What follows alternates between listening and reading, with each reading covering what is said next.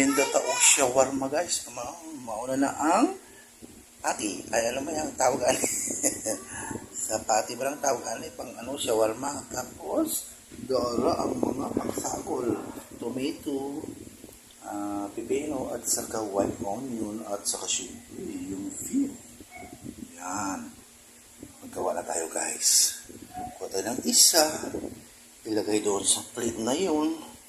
Ganyan. Siyempre, i-pwesto natin kung paano gumawa.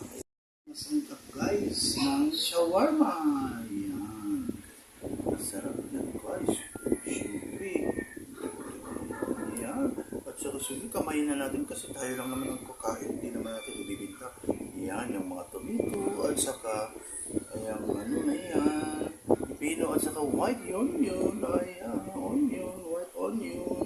Masarap yan guys. Ayan, lagyan po ng maraming pipino para masarap, para healthy. At simple yung cheese. Ayan guys. Napakasarap nito guys. Sa totoo lang. As in talaga. Yummy. Hatiin ko lang kayo masyadong madami. Yan. At siyempre yung mefran na mayonnaise.